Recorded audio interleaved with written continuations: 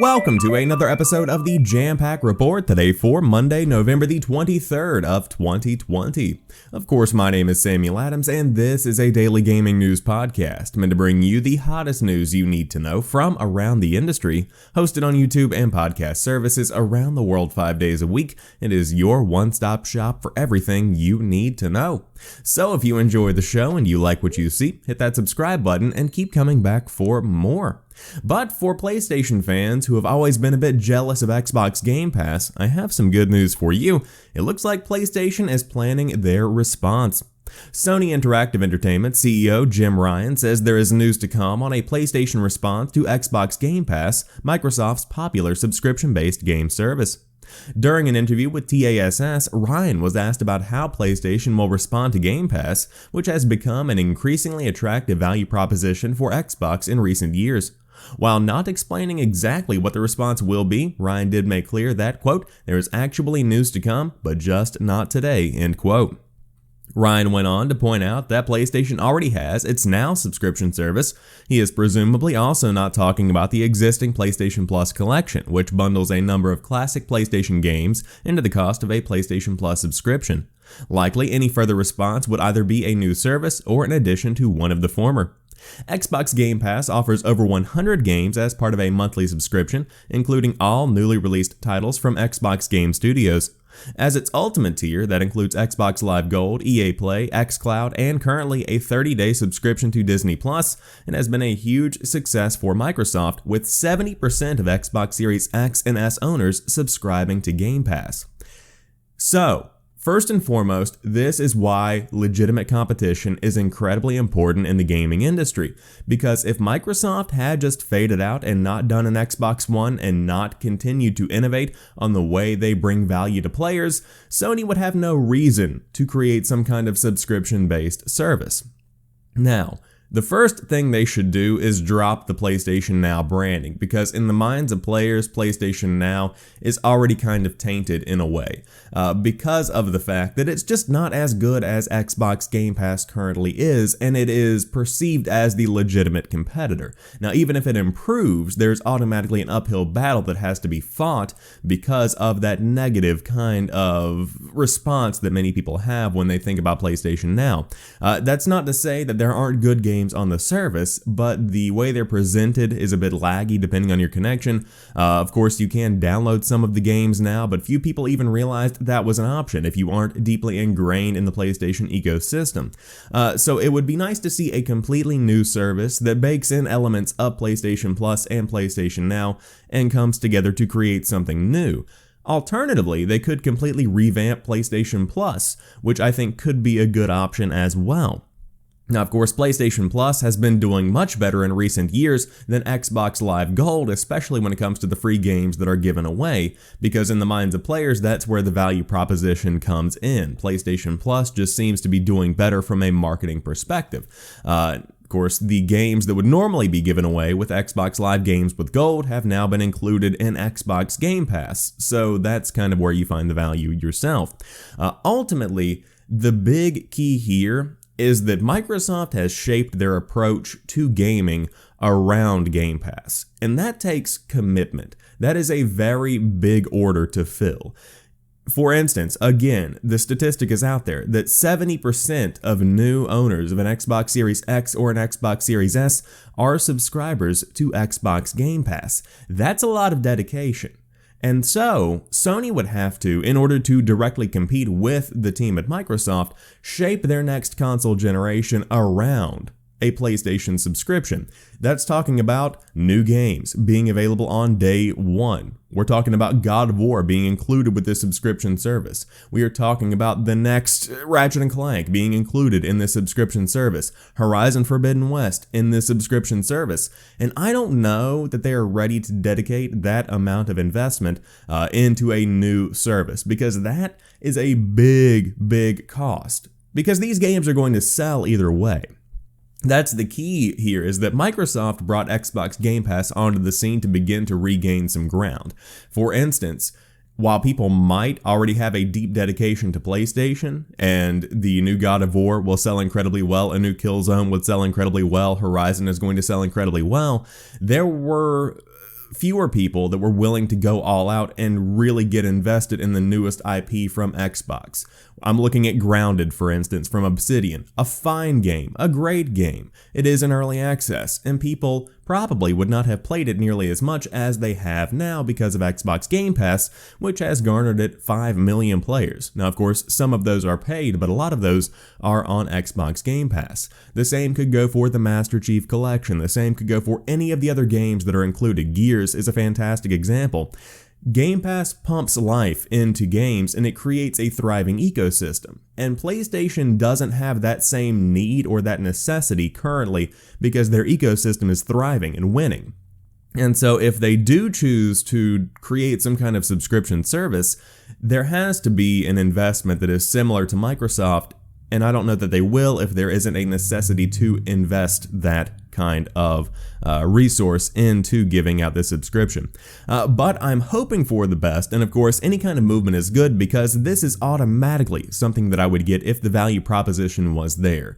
If I could pay $15 a month and get PlayStation Plus, and then I get a ton of free games, and then on top of that I get whatever they give out for PlayStation Plus benefits, yeah, absolutely. I'd be down for that in a heartbeat, in the same way that Xbox Game Pass Ultimate is something that I will always have, because it's just something that I can't pass up. It's too good. And so I want Sony to have a similar kind of service, and we'll see what they come up with in the next few months. But unfortunately, every PlayStation 5 is sold out according to Sony. Are you trying to buy a PlayStation 5? According to boss Jim Ryan, speaking with Russian outlet TASS, absolutely everything is sold.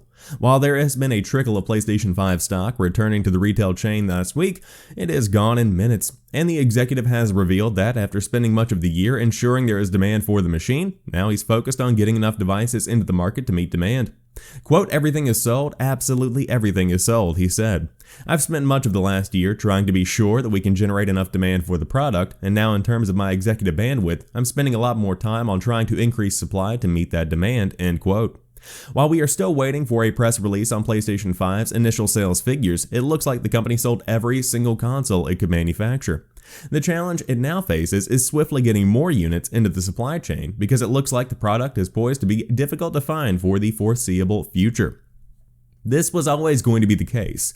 And then on top of that, the COVID-19 pandemic hit. So now, in Wave 3 here in the United States and in many other places around the world, there is still this need to have some kind of at-home entertainment. And so instead of going out to a movie, instead of going out to a baseball game, a football game, instead of going out and drinking at a bar, whatever you might be doing for fun and recreation, that time is now being spent at home. And so it makes sense that a lot more people are willing to go in on a new PlayStation or even a new Xbox. But if every PlayStation 5 is sold out, then people are going to get very, very irritated very quickly. But again, even not in a pandemic world, this is something that was going to happen, because the brand value of PlayStation has grown significantly over the course of the last 7 years since the launch of the PlayStation 4, and for good reason. It's a fantastic ecosystem. I love PlayStation. I will always adore PlayStation. And this is one that if I found one at a store, I would probably pick it up, because the PlayStation 5 is getting fantastic reviews. And of course, I have not gotten my hands on one yet. I have not been trying as hard because I have an Xbox Series X, so that's taking up plenty of my attention as of right now. But I'm sure they're trying their best to get more stock on the shelves. But if you're looking for one this holiday season for yourself or for a young family member or for anyone really, it's going to be difficult to find one. If you do try very difficult, you might find one. You might, but they'll be few and far between. But Sony has confirmed it's adding a key Xbox Series X visual feature to the PlayStation 5 that is going to make a lot of people's experience much smoother. Sony has confirmed VRR is on the way, a variable refresh rate. This is a key visual feature of the Xbox Series X and the S from Microsoft. This feature, which is designed to reduce or eliminate frame tearing and judder in high frame rate games, will be added to PlayStation 5 via a future firmware update, Sony has said in an updated system FAQ. After a future system software update, PS5 owners will be able to use the VRR feature of compatible TVs when playing games that support VRR, it said. According to Sony, a modern television with HDMI 2.1 will be required to use VRR on PlayStation 5. Although VRR is supported by Microsoft's last-generation consoles, the feature has become even more important for next-gen games, which support frame rates of 60 FPS and above.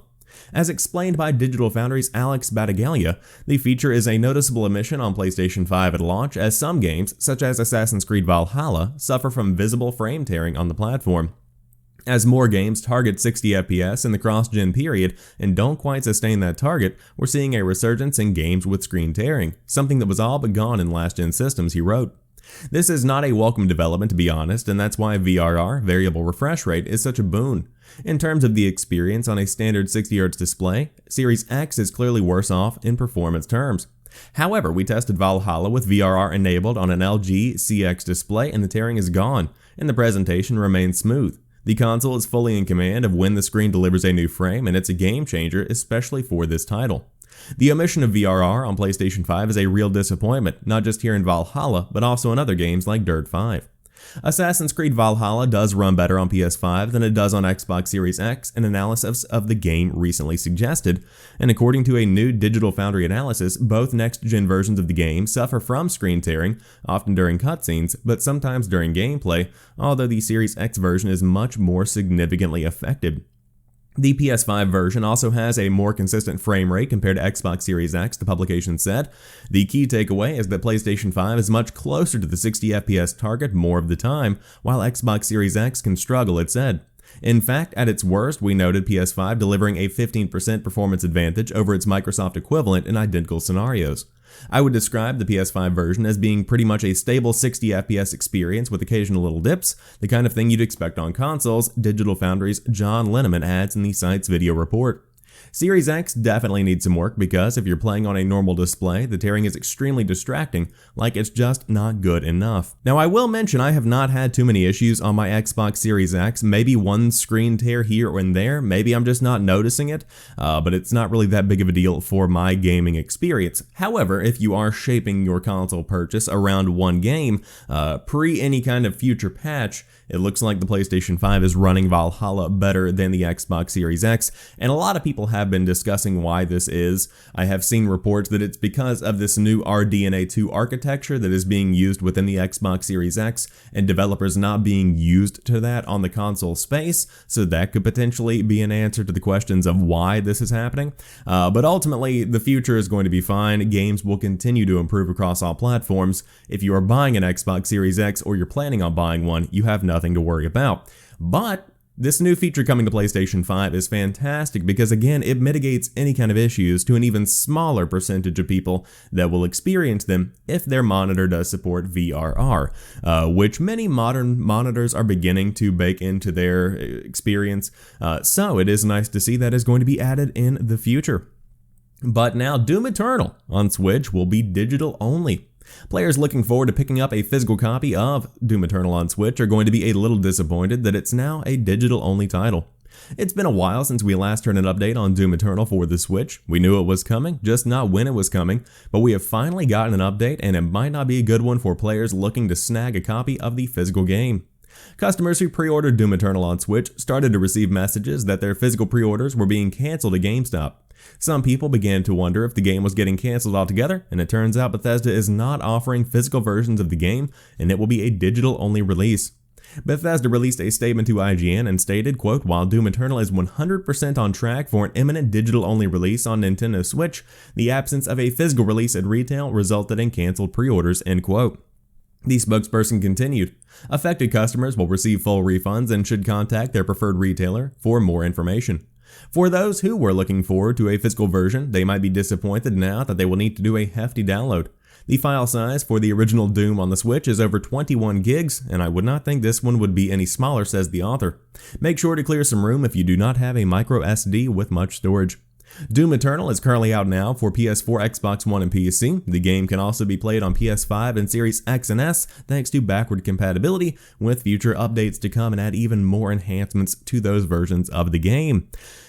This is kind of a bummer because there's always going to be part of me that identifies with the physical collector crowd. I do love having a literal game that I hold, but I also understand that this is probably not going to be the most popular version of the game. This is not going to be one that really warrants an entire new run of Doom Eternal chips to be created. And so if you do want to pick it up, digital only does not sound like it's going to be that painful. But of course, again, for collectors, this is a big bummer. So maybe in the future, Limited Run will put out some kind of physical edition, or a third party can step in and make that happen. But to round out today's show, the locked mystery door in Demon's Souls is open at last. The remake of the From Software classic Demon's Souls launched last week with the PS5. Players quickly started investigating the game inch by inch and discovered a door that was not in the original game.